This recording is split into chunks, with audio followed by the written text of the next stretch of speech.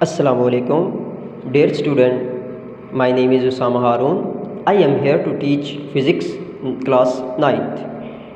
तो सबसे पहले हम फर्स्ट पेज से ही स्टार्ट करेंगे और फिर ऐसे ही चलते जाएंगे, ठीक है, टॉपिक वाइज। सबसे पहले मैं ब्रांचेस ऑफ फिज़िक्स के बारे में आपको पढ़ाऊँगा।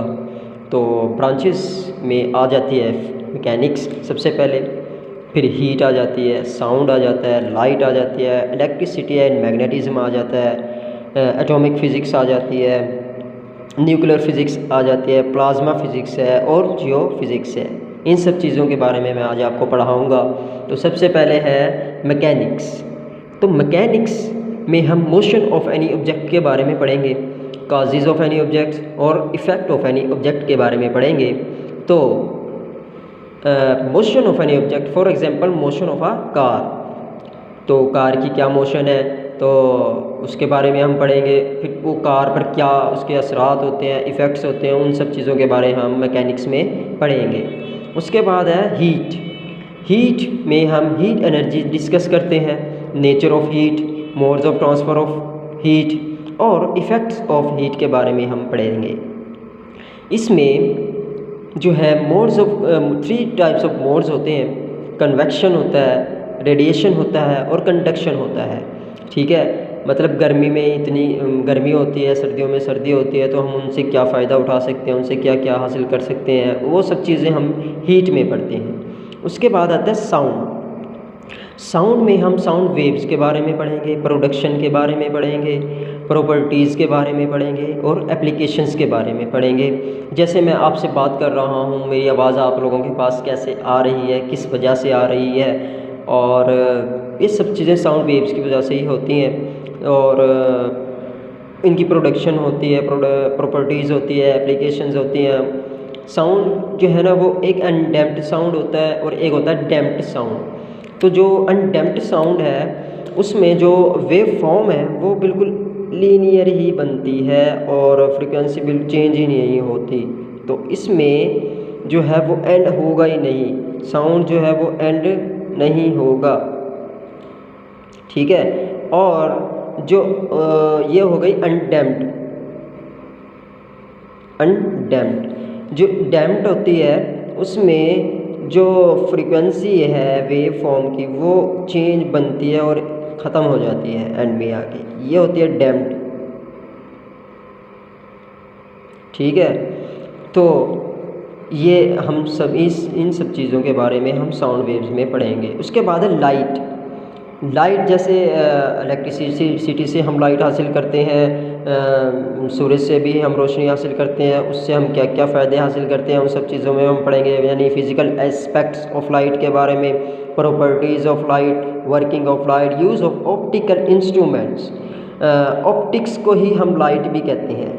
तो ऑप्टिकल इंस्ट्रूमेंट को यूज़ करके हम लाइट को कैसे यूज़ करते हैं, हर चीज़, तो ये सब चीज़ें भी हम लाइट में पढ़ेंगे। उसके बाद है इलेक्ट्रिसिटी एंड मैग्नेटिज्म। तो इलेक्ट्रिसिटी एंड मैग्नेटिज्म में ही हम चार्जेस के बारे में पढ़ते हैं कि चार्जेस एट रेस्ट है या एट मोशन में है, या और इसका रिलेशनशिप विद मैग्नेटिज्म। मैग्नेटिज्म क्या है, देखें, कुछ चार्जेस होते हैं वो मोशन में होते हैं, कुछ रेस्ट में होते हैं। जैसे सेल है, अगर हम सेल को सर्किट में ना लगाएं, अपने हैंड में पकड़ते हैं, तो उनके जो मोशन ऑफ चार्जेस होते हैं वो नहीं होते, तो इसलिए उसमें इलेक्ट्रिसिटी भी नहीं होती, ठीक है। तो अगर हम सेल को किसी भी सर्किट में लगाएंगे तो फिर उसके अंदर चार्जेस भी मूव करेंगे और इलेक्ट्रिसिटी भी प्रोड्यूस होगी, ठीक है। इसी तरह मैग्नेटिज्म के बारे में पढ़ते हैं, रिलेशनशिप विद मैग्नेटिज्म। तो उसमें क्या है, जैसे किसी भी तार में हम करंट या चार्जेस को फ्लो कर रहे हैं, तो उस करंट की वजह से मैग्नेटिक फील्ड प्रोड्यूस होती है, उसी को ही हम मैग्नेटिज्म भी कहते हैं, ठीक है। तो ये सब चीज़ें हम लोग इलेक्ट्रिसिटी एंड मैग्नेटिज्म में पढ़ेंगे।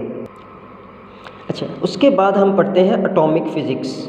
एटॉमिक फ़िज़िक्स में हम नेम से ही जाहिर है कि हम एटम्स के स्ट्रक्चर्स के बारे में पढ़ेंगे, एटम्स की प्रॉपर्टीज़ के बारे में पढ़ेंगे, ठीक है। तो atom is the smallest particle of matter, पहले यही कहा जाता था, ठीक है, कि एटम जो है स्मॉलेस्ट पार्टिकल ऑफ मैटर है, लेकिन इसके अंदर इलेक्ट्रॉन्स है, प्रोटॉन्स है, न्यूट्रॉन्स है, तो वो सब चीज़ें बाद में आई। ठीक है, इन सब चीज़ों की स्ट्रक्चर के बारे में, एटम के स्ट्रक्चर के बारे में और प्रॉपर्टीज़ के बारे में हम एटॉमिक फिज़िक्स में पढ़ेंगे। ठीक है, उसके बाद है न्यूक्लियर फिज़िक्स। न्यूक्लियर फिज़िक्स क्या है? न्यूक्लियर फिज़िक्स में हम न्यूक्लियाई की प्रॉपर्टीज़ के बारे में पढ़ेंगे, बिहेवियर ऑफ न्यूक्लियाई और पार्टिकल्स के बारे में पढ़ेंगे। ठीक है, उसमें हम ये सब चीज़ें पढ़ते हैं।